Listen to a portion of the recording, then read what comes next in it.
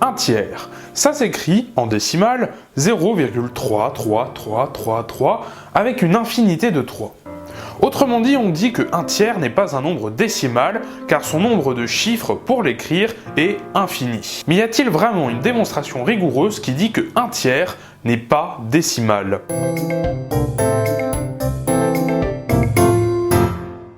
Salut! Aujourd'hui, je vais te démontrer que 1 tiers n'est pas un nombre décimal. Un nombre décimal, c'est un nombre qui s'écrit sous cette forme. n divisé par 10 puissance k, où n est un nombre entier, donc entier relatif, et k est un nombre entier naturel. Voici donc la définition d'un nombre décimal. Ce qu'on va faire pour démontrer que 1 tiers n'est pas décimal, c'est qu'on va raisonner par l'absurde. Autrement dit, on va supposer le contraire, on va supposer que 1 tiers est décimal, et dans ce cas-là, on va aboutir à une absurdité. Alors c'est parti, supposons 1 tiers décimal. Donc je l'écris. On suppose 1 tiers décimal. Cela signifie donc que 1 tiers peut s'écrire sous la forme n sur 10 puissance k. Donc ça, on l'écrit.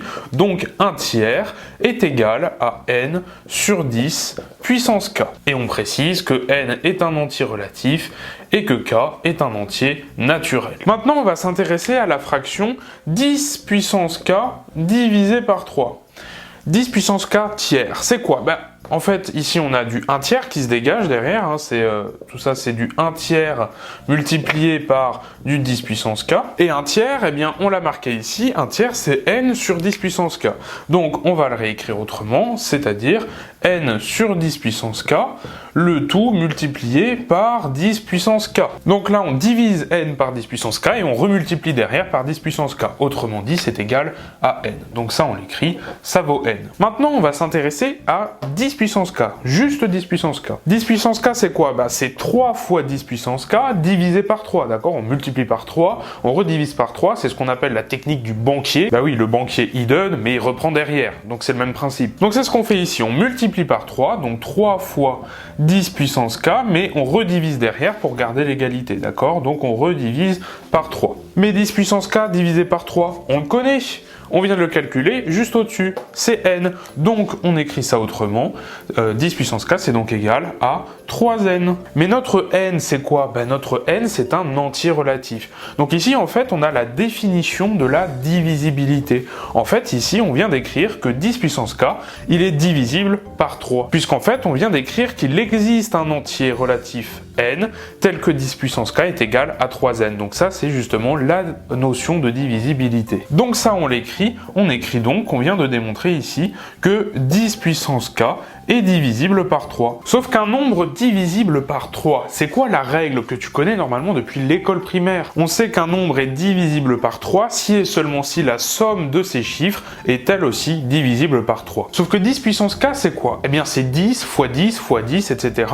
Le tout que l'on répète k fois. Si je prends 10 puissance 0, ça va être égal à 1, d'accord ? Puisqu'il y a 0, 0 derrière. 10 puissance 1, ça va être 10, puisqu'il y a 1 0 derrière.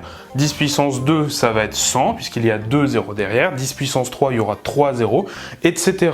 Donc finalement, 10 puissance k, ça va être tout simplement un 1 suivi de k0. Et donc la somme des chiffres d'un 1 suivi de k0, ça donne quoi ?